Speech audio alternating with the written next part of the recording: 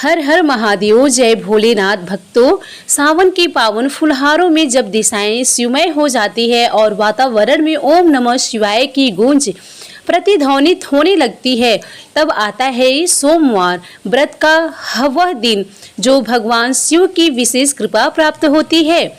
अत्यंत महत्वपूर्ण माना गया है। इस दिन श्रद्धालु भक्त उपवास रखते हैं, शिवलिंग पर गंगा जल चढ़ाते हैं, बेलपत्र, धतूरा, आक्समी पत्र और दूध अर्पण करते हैं और अपने जीवन के संकटों से मुक्ति की प्रार्थना करते हैं। कहा जाता है कि सोमवार का व्रत रखने से केवल भोलेनाथ ही नहीं बल्कि पूरा शिव परिवार प्रसन्न होता है। इस व्रत को विशेष रूप से कुंवारी कन्याएं उत्तम वर की प्राप्ति के लिए रखती हैं और सौभाग्यवती महिलाएं अपने अखंड सुहाग की रक्षा के लिए शिव उपवास के साथ व्रत कथा का श्रवण और पाठ विशेष फलदायी माना गया है। तो आइए भोलेनाथ की पावन कथा को श्रद्धा और भक्ति भाव से श्रवण करते हैं और भगवान शिव और माता पार्वती की कृपा प्राप्त करते हैं। तो आइए सुनते हैं। प्राप्त करने के लिए अपने हाजिरी लगाते हैं। प्राचीन समय की बात है, एक गांव में एक धनवान साहूकार रहता था। उसके पास अपार धन संपत्ति थी, परंतु संतान नहीं थी। संतानहीन होने के कारण वो अत्यंत दुखी रहा करता था। अपने शिव भक्ति की राह पकड़ी और प्रत्येक सोमवार को व्रत रखने लगा। वो श्रद्धा पूर्वक भगवान शिव और माता पार्वती की पूजा करता, दिन भर उपवास रखता और प्रदोष काल में शिवलिंग पर दीपक प्रज्वलित करता। साहूकार की भक्ति देखकर माता पार्वती प्रसन्न हुई और उन्होंने भगवान शिव से कहा, हे नाथ, यह आपका परम भक्त है। इसकी निस्वार्थ भक्ति देखकर मुझे लगता है कि इसकी मनोकामना पूरी होनी चाहिए। भगवान शिव बोले, हे गौरी, ये संसार कर्म का क्षेत्र है। जैसे किसान बीज बोता है तो समय आने पर फल प्राप्त होता है, वैसे ही मनुष्य को अपने कर्मों के अनुसार फल मिलता है। इसका भाग्य संतान से शून्य है। माता पार्वती ने पुनः आग्रह किया, हे महादेव, ये भक्त तो आपकी अटूट भक्ति करता है। यदि आप ही अपने भक्त की सुनवाई नहीं करेंगे तो फिर और कौन करेगा? कृपया इसे संतान का सुख दीजिए। भगवान शिव ने माता पार्वती की करुणा से पिघलते हुए कहा। कुछ समय बाद साहूकार ने स्वप्न में भगवान शिव को देखा। प्रभु ने कहा, तेरे घर शीघ्र ही पुत्र जन्म लेगा, पर वह दीर्घायु नहीं होगा, केवल 12 वर्ष तक ही जीवित रहेगा। साहूकार यह सुनकर न अधिक खुश हुआ न अत्यंत दुखी। वह ईश्वर की इच्छा मानकर भक्ति में लग रहा। कुछ महीने बाद उसकी पत्नी गर्भवती हुई और एक सुंदर बालक को जन्म दिया। घर में उल्लासा का वातावरण तो था, पर साहूकार का हृदय भय से भरा हुआ था। उसे पुत्र की अल्पायु होने का ज्ञान था, पर उसने यह बात किसी से नहीं कही। समय बीतता गया। जब पुत्र 11 वर्ष का हुआ तो साहूकार की पत्नी ने उसके विवाह की इच्छा जताई, पर साहूकार ने इनकार कर दिया और उसे काशी शिक्षा ग्रहण करने भेजने का निर्णय लिया। उसने बालक के मामा को बुलाया, पर्याप्त धन देकर कहा, रास्ते में यज्ञ कराते हुए, ब्राह्मणों को भोजन कराते हुए काशी जाना। मामा भांजे यात्रा पर निकल पड़े। रास्ते में एक राज्य में विवाह का आयोजन था। वहां की राजकुमारी का विवाह एक काने राजकुमार से होना था। दूल्हे के पिता को चिंता थी कि कहीं लड़की पक्ष को यह बात न पता चल जाए। तभी उसकी दृष्टि साहूकार के सुंदर पुत्र पर पड़ी। उसने आग्रह किया कि तू थोड़ी देर के लिए मेरे बेटे का स्थान ले ले, वरना यह विवाह नहीं हो पाएगा। बालक और उसके मामा सहमत हो गए। बालक ने दूल्हे के वस्त्र पहने तोरण रस्म निभाई और फेरे तक ले लिए। विवाह पूर्ण हुआ। फिर वो अपने मामा के साथ काशी को चल पड़ा। पर विवाह के बाद उसने राजकुमारी के वस्त्र पर एक संदेश लिख दिया, तुम्हारा विवाह मुझसे हुआ है, पर जिस व्यक्ति के साथ विदा कराएंगे वह एक आंख वाला है। मैं शिक्षा हेतु काशी मैं शिक्षा हेतु काशी जा रहा हूँ। जब राजकुमारी ने यह पढ़ा तो उसने विदा लेने से इनकार कर दिया। पिता से कहा, मेरा पति वो नहीं जो आप दिखा रहे हैं। मेरा पति तो काशी चला गया। राजमहल में हड़ताल मच गया। अत्यंत दुल्हे के पिता ने सच स्वीकार कर लिया और विवाह को अमान्य करा दिया गया। इधर साहूकार का पुत्र काशी पहुंचकर शिक्षा लेने लगा। मामा ने वहां पहुंचा यज्ञ कराना प्रारंभ कर दिया। जब बालक की आयु 12 वर्ष हुई, एक दिन उसने मामा से कहा, मुझे तबीयत ठीक नहीं लग रही है, मैं सोने जा रहा हूँ। और फिर वो भीतर चला गया। कुछ समय बाद जब मामा ने देखा तो बालक मृत पड़ा था। थोड़ी देर बाद जब मामा अंदर पहुंचे तो उन्होंने बालक को मृत अवस्था में देखा और बहुत दुखी हुए, परंतु वो रो नहीं रहे थे क्योंकि उनका यज्ञ अधूरा रह जाता। इसलिए मामा ने स्वयं को संभाला और वापस आकर यज्ञ की पूर्णाहुति में लग गए। उन्होंने संकल्प पूरा किया, ब्राह्मणों को विधि पूर्वक भोजन कराया और उसके पश्चात जब उन्होंने पुत्र अपने मृत्यु भांजे की ओर देखा तो वो स्वयं को रोक ना सके और जोर जोर से विलाप करने लगे। ठीक उसी समय उसी मार्ग से भगवान शिव और माता पार्वती विवाह करते हुए गुजर रहे थे। माता पार्वती ने किसी के रुदन की करुण ध्वनि सुनी और भगवान शिव से विनम्रता पूर्वक कहा, हे नाथ, कोई मनुष्य अत्यंत विदान में रो रहा है, चलिए उसके दुख का कारण जानते हैं। तब भगवान शिव और माता पार्वती मामा के समीप पहुँचे और जब उन्होंने मृत्यु बालक को देखा तो स्वयं भी क्षण भर के लिए स्तब्ध रह गए, क्योंकि वह वही बालक था जिसे भगवान शिव ने साहूकार को वरदान स्वरूप पुत्र रूप में दिया था, परंतु केवल 12 वर्ष की आयु का जीवन काल निश्चित किया था। माता पार्वती ने करुणा से कहा, हे स्वामी, यह तो वही बालक है जो साहूकार की वर्षों की तपस्या से आपको प्राप्त हुआ था।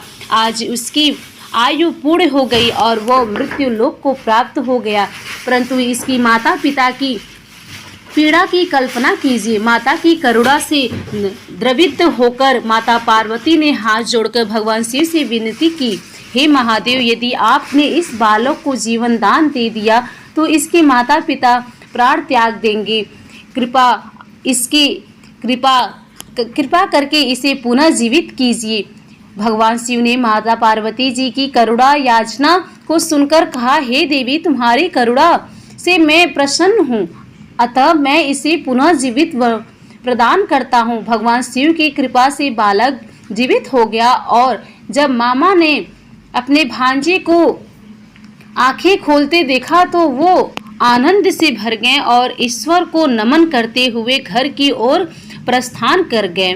मार्ग में वे उसी नगर में होकर गुजरे जहां बालक का विवाह हुआ था। वहां के राजा ने जब उसे देखा तो पहचान लिया और तुरंत उसे सम्मान पूर्वक महल में बुलावाया गया। राजकुमारी ने भी अपने सच्चे पति को पहचान लिया और इस बार धूमधाम से पुनः विवाह समारोह हुआ, जिसमें पूरे नगरवासियों को आमंत्रित किया गया। इसके पश्चात राजकुमारी को विधिवत विदा किया गया और साहूकार का पुत्र अपनी पत्नी के साथ घर लौट आया। उधर साहूकार उसकी पत्नी पुत्र वियोग के शोक में व्रत लेकर अपने कक्ष में बंद थे और उन्होंने यह संकल्प कर लिया था कि यदि उनका पुत्र जीवित न लौटे तो वे दोनों अन्न जल त्याग कर प्राण त्याग देंगे। तभी मामा ने दरवाजे पर आकर पुकारा, आपका पुत्र जीवित है और वह विवाह कर वापस लौट आया है। यह सुनते ही माता पिता दौड़े और अपने पुत्र को गले लगाकर फूट फूट कर रोने लगे। पूरे परिवार में हर्ष और उल्लास का वातावरण फैल गया और सभी ने भगवान शिव की कृपा का गुणगान किया। यह सब केवल भगवान शिव की कृपा और सोमवार व्रत की शक्ति का परिणाम था, जिसने एक अल्पायु बालक को दीर्घायु बना दिया। इसलिए जो भी भक्त सच्चे मन से सोमवार के दिन व्रत करता है, भगवान शिव की कथा का श्रवण करता है अथवा दूसरों को सुनाता है उसकी सारी मनोकामनाएं पूरी होती है और समस्त कष्ट दूर हो जाते हैं। प्रिय श्रोताओं, प्रिय भक्तों, अब आइए नवग्रहों की कथा श्रवण करते हैं, नवग्रहों की कथा सुनते हैं जो हमारे जीवन के शुभ अशुभ और समस्त घटनाओं के आधार माने जाते हैं। ज्योतिष शास्त्र के अनुसार नवग्रहों की गति और दशाएं हमारे जीवन पर प्रत्यक्ष प्रभाव डालती है, परंतु इससे पहले ये जानना आवश्यक है कि इन नवग्रहों के माता पिता कौन है। सबसे पहले बात करते हैं सूर्य ग्रह की, जिसके पिता महर्षि कश्यप और माता अदिति हैं। सूर्य देव पंचदेवों में एक माने जाते हैं और इनकी दो पत्नियां थी, संध्या और छाया। छाया से पुत्र हुए, पुत्र ही शनि देव माने जाते हैं और यमराज तथा यमुना देवी भी सूर्य देव की संतान है। दूसरे ग्रह हैं चंद्रदेव, जो महर्षि अस्त्री और माता अनुसुईया के पुत्र हैं। शास्त्रों के अनुसार चंद्रदेव की 27 पत्नियां हैं, जो 27 नक्षत्रों की प्रतीक मानी जाती हैं। बुध ग्रह चंद्रदेव के ही पुत्र हैं। तीसरे ग्रह मंगल की उत्पत्ति भगवान शिव के तेज से मानी जाती है और इसकी माता भूमि देव हैं। मंगल पूर्ण ब्रह्मचारी हैं और मांगलिक दोष का संबंध भी इसी ग्रह से जुड़ा हुआ है। चौथे ग्रह हैं बुध, जिनके पिता चंद्रदेव और माता तारा हैं। बुध को समस्त वेदों और शास्त्रों का ज्ञान देवगुरु बृहस्पति से प्राप्त हुआ था। इसकी पत्नी का नाम ईला है और इन्हीं से चंद्रवंश का प्रारंभ माना जाता है। पांचवें ग्रह हैं बृहस्पति, जो देवताओं के गुरु हैं। इनके पिता महर्षि अंगिरा और माता स्वरूपा हैं तथा इनकी पत्नी का नाम तारा है। महाभारत काल में गुरु द्रोणाचार्य इसके पौत्र माने जाते हैं और यह देवी देवताओं के शिक्षा गुरु कहलाते हैं। छठे ग्रह हैं शुक्राचार्य, जो दैत्यों के गुरु माने जाते हैं। इसके पिता महर्षि भृगु और माता का नाम काव्या है।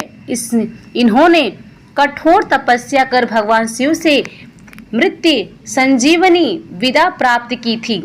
इनकी पत्नी का नाम जयंती है, जो देवराज इंद्र की पुत्री थी। सातवें ग्रह हैं शनि देव, जो भगवान सूर्य और छाया के पुत्र हैं, परंतु शनि का प्रभाव अपने पिता से पूर्णतः विपरीत है। यह कर्मों के अनुसार दंड और फल देने वाले न्यायप्रिय देव हैं। इनकी पत्नी का नाम धामिनी है। आठवें और नौवें ग्रह हैं राहु और केतु, जो समुद्र मंथन के समय अमृतपान करने से पूर्व स्वर्गभानु नामक दैत्य थे। उनके पिता का नाम विप्रचित और माता का नाम सिंहिका है। अमृत पीने के कारण भगवान विष्णु ने उन्हें सुदर्शन चक्र से 2 भागों में काटा। राहु का सिर वाला भाग और केतु का धड़ वाला भाग बना। राहु की 2 पत्नियां नागबल्ली और नागकड़ी हैं और उनका वाहन काले घोड़े वाला रथ है, जबकि केतु का वाहन गरुड़ समान चिल है। यह तो हुआ नवग्रहों का पौराणिक परिचय। अब सुनिए एक प्राचीन कथा, जो नवग्रहों की कृपा से जुड़े अद्भुत चमत्कार को उजागर करती है। एक गांव में एक भाई अपनी विवाहित बहन से मिलने उसकी ससुराल जा रहा था। मार्ग में एक विषधर सर्प ने उसे रोका और उसने की बात कही। भाई बोला, हे नागदेव, मैंने कोई अपराध नहीं किया, कृपा मुझे जाने दे। मैं अपनी बहन से मिलने जा रहा हूँ। लौटते समय आप मुझे डस लेना। जब सर्प नहीं माना तो भाई बोला, आप मेरे थैले में बैठ जाइए, मैं लौटते समय आपका मृत्यु मुक्त कर दूंगा। सर्प राजी हुआ और थैले में बैठ गया। भाई ने बेलपत्र से थैला ढक दिया और बहन के घर पहुंचा और समय बहन नवग्रहों की कथा सुना रही थी। बहन ने भाई को बैठाया और कहा, पहले मेरी कथा पूरी हो जाने दो। और फिर उसने कथा सुनाई। जीव की, जानवर की और हाथी घोड़े की, कुत्ते बिल्ली की, भाई बहन की, सास ससुर की, देवर जेठानी की, चले 8 पग, आदमी चले 4 पग, सांप बिच्छू भंवरे सब अग्नि में जल जाएं। कथा पूरी होते ही बहन ने थैले की ओर इशारा किया और पूछा, भाई इसमें क्या लाए हो? भाई कुछ कह पाता इससे पहले ही बहन थैले अंदर ले गई और खोला। इसमें से बेलपत्र और फल संतरे निकल आए और सर्प एक दिव्य हार में परिवर्तन हो गया जो रत्नों से जड़ा हुआ था। बहन ने वो हार पहन लिया। जब बाहर आई तो भाई आश्चर्यचकित रह गया। उसने पूछा, बहन ये हार कहाँ से आया? बहन बोली, भाई तू ही तो लाए थे। तब भाई ने सारी बात बताई और कहा, बहन ये तुम्हारी नवग्रह कथा ही महिमा है जिसमें मेरी मृत्यु को टाल दिया। कुछ दिन बहन के घर रहने के बाद भाई जब विदा होने लगा तो बहन बोली, तुम्हारे ग्रह भारी हैं, घर जाकर भाभी से कहो कि वो नवग्रहों की कथा कहें। भाई ने घर जाकर पत्नी से कहा, हम दोनों मिलकर नवग्रहों की कथा कहा करेंगे। तुम कहो तो मैं सुनूं, मैं कहूँ तो तुम सुनो।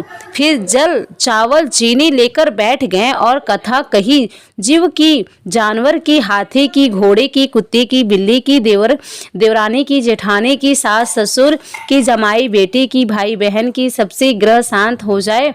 घर चले 8 पग, आदमी चले 4 पग, सांप बिच्छू भरवे सब अग्नि में जल जाएं। इस प्रकार जो कुछ भी नवग्रहों की कथा श्रद्धा से करता है, सुनता है, उसके जीवन से सारे संकट, बाधाएं और दोष दूर हो जाते हैं। ग्रहों की शांति बनी रहती है और जीवन में समृद्धि आती है। प्रेम से बोलिए, जय नवग्रह देवता, जय भोलेनाथ। यदि आपको ये कथा महापुण्य और ज्ञानवर्धन लगी हो तो कृपया इसे लाइक करें, अपने प्रियजनों से शेयर करें और कमेंट में अवश्य लिखें हर हर महादेव, ताकि आपके जीवन में भी नवग्रहों की कृपा बनी रहे। हमारे चैनल को सब्सक्राइब करें और ऐसी ही पौराणिक कथाओं को सुनने के लिए चैनल